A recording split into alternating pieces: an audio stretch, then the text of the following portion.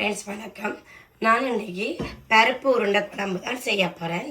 அதுக்கு வந்து கடலை பருப்பு நான் எடுத்துருக்கிறேன். கடலை பருப்பு வந்து எடுத்து நான் ஒரு 3-4 தரம் வாஷ் பண்ணிவிட்டு 3 மணி நேரம் வந்து ஊற விட்டுருக்கிறேன். ஊற விட்டு தான் இப்போ வடித்து எடுத்துருக்கிறேன். பார்த்தீங்கன்னா தெரியும், தண்ணி இல்லாமல் வடித்து எடுத்து வச்சுக்கிறேன். எவ்வளோத்துக்கு தண்ணி இல்லாமல் நாங்கள் வடித்து எடுக்கணுமோ அவ்வளோத்துக்கு வடித்து எடுக்கணும். இப்போ நாங்கள் வந்து அவ்வளோத்துக்கு 3 மணி நேரம் ஊற விடாமல் குயிக்காக நாங்கள் செய்யணுமெண்டா கூட அட்லீஸ்ட் வந்து நீங்கள் ஒரு 1/2 hour இருந்தாலும் நீங்கள் ஊற வச்சுட்டு தான் நீங்கள் செய்யணும். அப்போ இதோட வந்து நான் செத்தல் மிளகாய் வந்து ஒரு 7 மிளகாய் எடுத்து வச்சுக்கிறேன். கொஞ்சம் கருவேப்பிலை, விருப்பம் கொத்தமல்லியிலையும் கொஞ்சம் சேர்க்கலாம். ஒரு மேசக்கரண்டி வந்து நான் பெருஞ்சீரகம் எடுத்து வச்சுக்கிறேன். அதோட தேவையான அளவு நாங்கள் கொஞ்சம் வந்து இதில் உப்பு வந்து சேர்த்துட்டு இதை நான் புரிம்ப உலகத்தையும் அடிச்செடுக்க போகிறேன். அதோட பார்த்தீங்கன்னா 1/4 கப் வந்து நான் தேங்காய் வந்து சொட்டு மாதிரி கட் பண்ணி வச்சுக்கிறேன். அதை எடுத்துட்டு அதில் பெருஞ்சீரகம் வந்து ஒரு மேசக்கரண்டி போட்டுட்டு அதையும் வந்து நான் ஒரு ஃபைன் பேஸ்ட்டாக அடிச்செடுக்க போகிறேன். இது வந்து தாளினைக்கு வந்து எடுத்து வச்சுருக்கிறேன். தக்காளி பழம், கருவேப்பிலை, பச்சை மிளகாய், சின்ன வெங்காயம் தான் தாளினைக்கு எடுக்க போகிறேன். இந்த பேஸ்ட் வந்து அடித்த பிறகு இந்த வெங்காயம், தேங்காய் இதெல்லாம் எல்லாத்தையும் ஆட் பண்ண போகிறேன். இதெல்லாம் தாளினைக்கு. அதே மாதிரி கடுகு, சீரகம், வெந்தயம் வந்து எடுத்து வச்சுக்கிறேன். நார்மலாகவே தனி மிளகாய் தூளும் கொரியண்டரும் மஞ்சள் தான் சேர்த்து நான் இந்த கிரேவி மேக் பண்ண போகிறேன். அது வந்து நான் ஒன்று செய்யக்கல பார்ப்போம். இப்போ செய்முறைக்குள்ள போவோம். இப்போ பார்த்தீங்கன்னா சட்டி வந்து சூடாகிட்டு நான் இதில் வந்து கச்சான் எண்ணெய் தான் வந்து பாவிக்கிறேன். அதில் வந்து நான் ஒரு 3 மேசக்கரண்டி வந்து எண்ணெய் வந்து சேர்க்கிறேன்.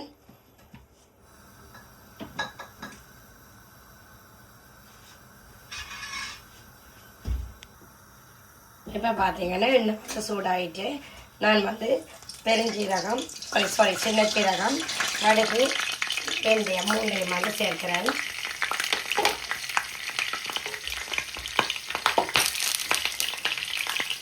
இது நான் கொஞ்சம் உள்ளி, அதே மாதிரி கொஞ்சம் கருவேப்பிலை, கொஞ்சம் வந்து பச்சை மிளகாய் சேர்க்கிறேன். இதெல்லாம் கொஞ்சம் வதங்கினா பிறகு தான் தக்காளி சேர்க்கிறேன். கொஞ்சம் வதங்கட்டுக்கிறோம். வதங்கினா பிறகு பார்க்குறோம். இதில் பார்த்தீங்கன்னா நான் கடலை பருப்பு, செத்தல் மிளகாய், பெருஞ்சீரகம், கொஞ்சம் உப்பு, கொஞ்சம் கருவேப்பிலை இதை வந்து நான் இனி அடிச்செடுக்க போகிறேன். அடித்த பிறகு பார்ப்போம். இப்போ பார்த்தீங்கன்னா இது கொஞ்சம் வதங்கி வரைக்கும் நான் இதோட ஒரு 2 சின்ன தக்காளி வந்து சேர்த்துருக்கேன். அந்த சின்னதாக வச்சுட்டு இதையும் சேர்த்துக்கிறேன். இதோட சேர்த்து நான் இப்போ கொஞ்சம் வந்து உப்பு சேர்க்க போகிறேன். இது நல்ல வடிவம் வதங்கிறத சேர்த்து கொஞ்சம் ஒரு மேசக்கரண்டி வந்து நான் தனி மிளகாய் தூள் சேர்க்கிறேன். அதோட 1/2 மேசக்கரண்டி வந்து காஷ்மீர் மிளகாய் பவுடர் சேர்க்கிறேன். அதே மாதிரி கொரியண்டர் பவுடர் வந்து மல்லித்தூள் வந்து 1 மேசக்கரண்டி சேர்க்கிறேன். நீங்களும் உரைப்புக்கு ஏற்ற மாதிரி நீங்கள் வந்து எடுக்கலாம். இல்லைன்னா நீங்கள் வந்து 1.5 மேசக்கரண்டி இல்லை 2 மேசக்கரண்டி தனி மிளகாய் தூளும் சேர்க்கலாம். இது எல்லாத்தையும் நல்ல வடிவாக மிக்ஸ் பண்ணிவிட்டு இந்த பச்சை வாசனை போகுதுன்னுக்கு நாங்கள் ஒரு வறுத்துட்டு இதோட கரைச்சி வச்ச புளியை வந்து சேர்க்க போகிறேன். இப்போ பார்த்தீங்கன்னா இது நல்ல வடிவாக வதங்கிட்டு இப்போ புளி தண்ணி எல்லாத்தையும் ஒரு பேசிக்க அளவு புளி எடுத்து நல்ல வடிவாக நீங்கள் ஊற வச்சுட்டு நல்ல வடிவாக நல்ல களித்தண்ணியான பொடி எடுத்தோம்னா நல்லதாக இருக்கும். கொஞ்சம் புளி தண்ணியாக இருந்தால் தான் நல்லாவும் இருக்கும். இப்போ நான் அதோட ஒரு 2 கப் வந்து தண்ணி, உங்களுக்கு இது வந்து கொஞ்சம் தண்ணியாக இருந்தால் தான் நல்லா வேணும்னு சொன்னால் பருப்பு உருண்டைகள் வந்து நாங்கள் இதில் சேர்க்க அதில் வந்து ஊறி அப்படி இருக்க குழம்பு வந்து திக்காக இருந்துச்சுன்னா அதுக்கு மை இருக்காது. அப்போ இது நாங்கள் கொஞ்சம் தண்ணியாக இருந்தால் தான் சரி. இதோட வந்து கொஞ்சம் வந்து என்ன பண்ண உப்பையும் நான் ஆட் பண்ணிட்டு இதை மூடி போட்டு கொஞ்சம் மூடி விடுவேன், கொதிக்கட்டுக்கும். இப்போ பார்த்தீங்கன்னா இது ஃபைன் பேஸ்ட்டாக அடித்து எடுத்துட்டேன். இப்போ இதோட வந்து நான் சின்னதாக வெட்டிய வந்து வெங்காயம் வந்து சேர்க்கிறேன். அதோட சின்னதாக வெட்டிய தேங்காய் வந்து சேர்க்கிறேன்.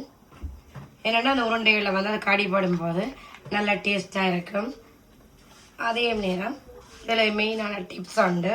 இந்த உருண்டைகள் ஆகும்போது அந்த உருண்டைகள் வந்து வெடிக்காமல் இது இருக்கிறதுக்கு வந்து நான் வந்து 1 மேசக்கரண்டி வந்து அரிசி மாவு வந்து சேர்க்கிறேன்.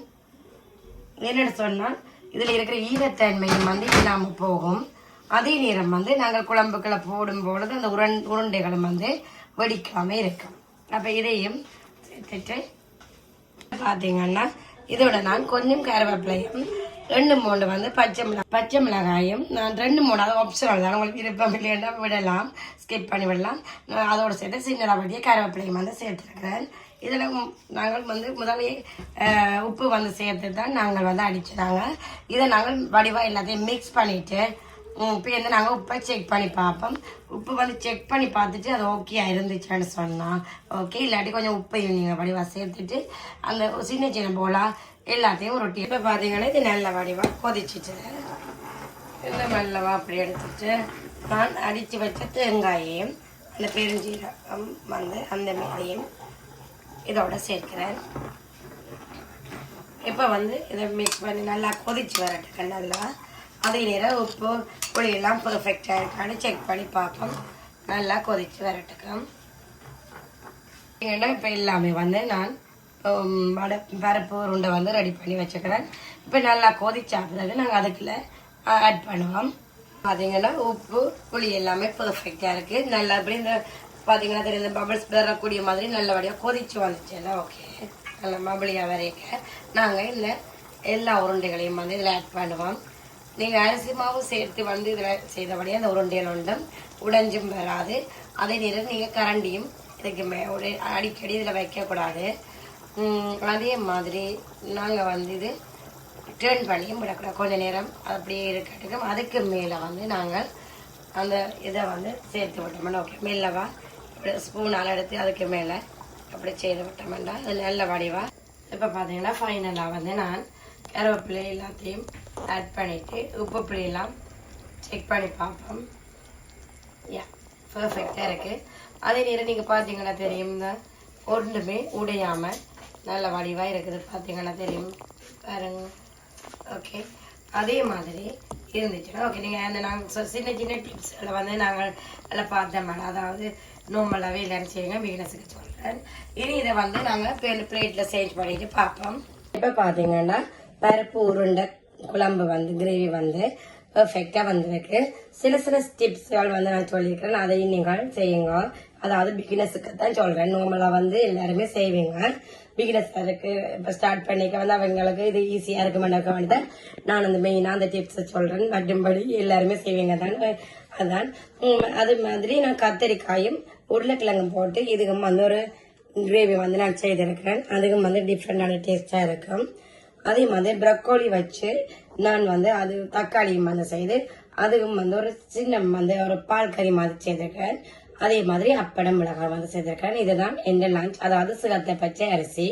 உண்மையிலேயே இந்த பருப்பு உருண்டை குழம்புக்கு நீங்கள் சிகத்தை பச்சையும் வச்சு இப்படி செய்தீங்கன்னா நல்ல பெர்ஃபெக்டாகவும் சூப்பராகவும் இருக்கும்.